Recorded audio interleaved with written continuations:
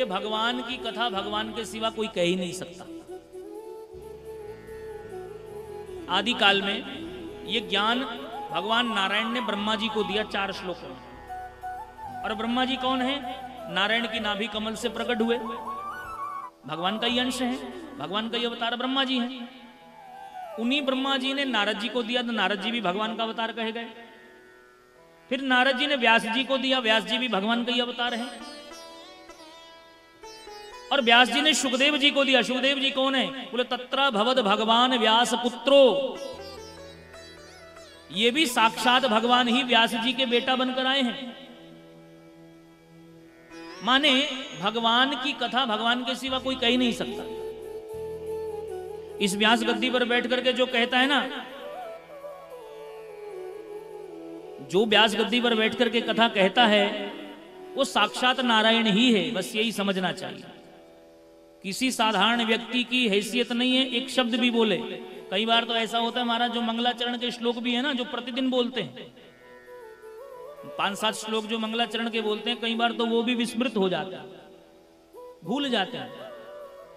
ब्राह्मण लोग स्वास्ति वाचन का पाठ प्रतिदिन करते हैं, प्रतिदिन। पर कई बार ऐसा होता है बोलते बोलते शब्द विस्मृत हो जाते हैं, भूल जाते हैं, वो शब्द आते ही नहीं। और कई बार ऐसा होता है कोई श्लोक एक बार दर्शन किया हो, केवल दर्शन, याद भी नहीं किया, ऐसे पढ़ा और वो बैठे बैठे व्यास पीठ पर पूरा हो जाता है। फिर बाद में होता है कि ये श्लोक कैसे गा दिया, याद तो किया ही नहीं था। ये सब भगवान की कृपा होती है। व्यास गादी पर बैठने वाले को कभी ये नहीं समझना चाहिए कि मैं ही बोल रहा हूं।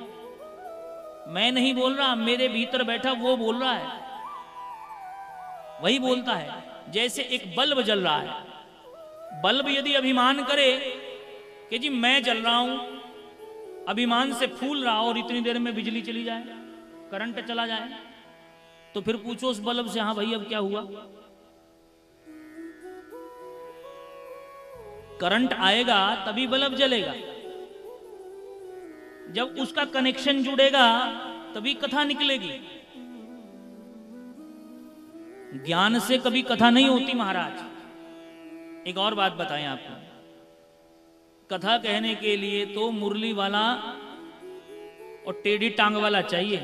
जब तक वो बंसी ना घुमाए बजाए, जब तक वो ना खेले भीतर में घुस करके, तब तक कथा नहीं हो सकती। ज्ञानी जन तो ज्ञान में ऐसा उलझा देते हैं महाराज के समझ में ही कुछ ना आए। कथा ज्ञान से नहीं होती, कथा एक कला है। और ये कला कौन करता है? ये मुरलीधर करता है। ज्ञान तो बहुत ज्यादा हो और कहने की कला ना हो, बात को समझा ही ना पाए, कितना गूढ़ बोले कि सामने वाले को बैठे को कुछ समझ में ही ना आए, तो क्या फायदा? कथा ज्ञान से नहीं, कथा कला से होती है, और कला आती है मुरलीधर की कृपा से।